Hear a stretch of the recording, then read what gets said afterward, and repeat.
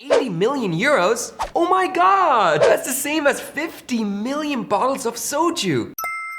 Annyeong everyone! Korea is a country where drugs are strictly prohibited. But strangely enough, there's one drug in Korea that is allowed. It's called Gukppong. When you say drugs, most people think about pills or powder, but Gukppong is not an actual drug. It doesn't do anything to the body, but it's extremely addictive. They say Koreans who have tasted it once can never quit. But people who had a dose start passionately shouting "Joon-ho, Joon-ho" as a symptom. So what is Gukppong? Gukppong is a combination of the words 국가 and pilapung. When Korean things such as celebrities, food, songs, etc. are recognized or popular around the world, Gukppong is a pride you feel as a fellow Korean national. It expresses the excitement of those moments as a drug. Today, I'll introduce you to the top 3 people who set off Gukppong in Korea. Earlier, I mentioned Koreans getting drunk on Gukppong and shout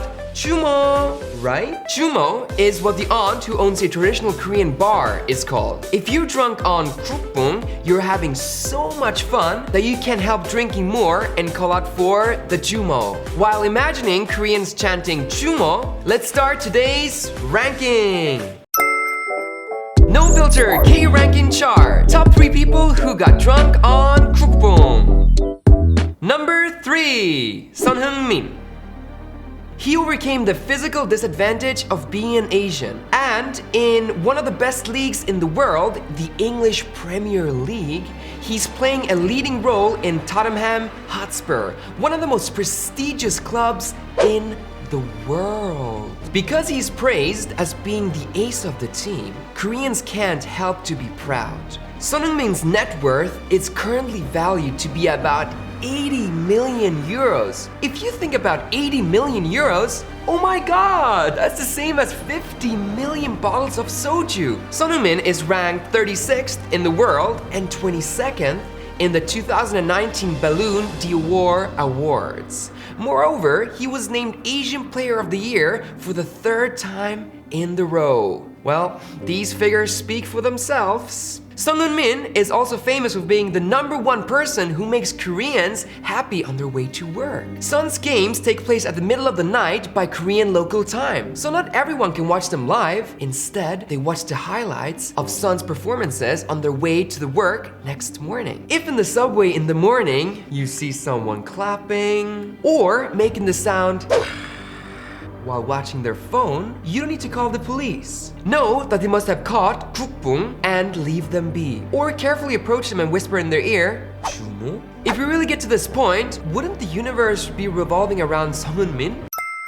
Number 2, movie director Bong JoonHo. Last February 10th was the day where all Koreans got drunk with Gukppong. At the 92nd Academy Awards, Bong JoonHo won 4 awards for his movie Parasite. Best Original Screenplay, Best Director, Best International Feature Film, and Best Picture, which is the highlight of the award ceremony. In this regard, Koreans called it a heart-swelling miracle of winning the World Cup. If there was a presidential election on that day, Bong JoonHo might have won the election. In fact, the Academy is a very local award ceremony, like Bong JoonHo said. It's pretty exclusive about non-English films. Parasite is the first non-English language film in Academy history to win Best Picture award. Bong JoonHo getting the award is like an unwelcome outsider coming to a party of elite societies taking control of the center of the stage. There is a meme called "Do You Know" in Korea. It's kind of like the Hall of Fame with people who gave Gukppong. Bong JoonHo proudly rose to the stage in 2020 version of Do You Know? Look at him at the top left, full of pride. People even suggest building a statue of him in the city he was born in, Daegu, and restoring the house he was born in. When he heard these unusual suggestions, Bong JoonHo's response was great. If you're going to build my statue or restore my birthplace, please do it after I've died. I'll just let these things go by with the thought that all things are going to pass. Isn't that such a cool answer? I'm sure everyone expected it. Number 1, BTS. BTS are the Beatles of the 21st century. I think these words say it all. 7 boys from a small eastern country conquered the whole of Western music. They are regarded as the descendants of Beatles, the greatest band in history. If you think of the BTS movement as a syndrome, it would be a lethal dose of Gukppong. As expected, BTS are known for being the first. Among them, the most symbolic events would be the Wembley's first headline act as a non-English performance. Only legendary artists such as Queen, the Beatles, and Michael Jackson were able to perform at this stage, selling out 60,000 seats. Korean songs played there and fan charts all over the world. They've truly made history.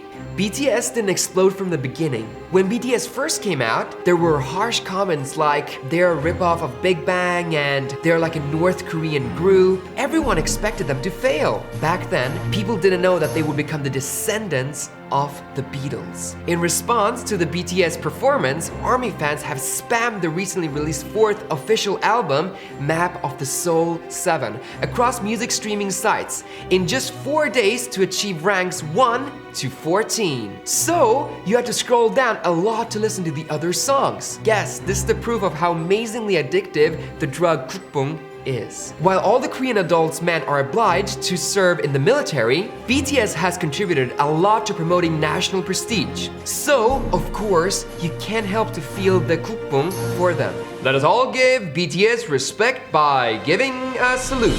Joon-ho. It may seem like too much nationalism or extreme nationalism from one angle, but I think it would be better to see as a cute expressions of Korean affection for their community. No matter how proud they are of their accomplishments, I doubt they'll be worshipping them by putting up pictures and pray. If a Korean asks, "Do you know Bong JoonHo?" or "Do you know BTS?" just say something like, "Of course." You can probably get a lot closer to them than if you just said, "I'm not sure." Do you have any questions about South Korea? Don't hesitate to leave them in the comments. Let me explain to you with real tips and juicy information that you cannot find anywhere else. I will be back with newer and more interesting information. Bye! Annyeong! If you found today's information helpful, please click like and subscribe to our channel, Annyeong Korea.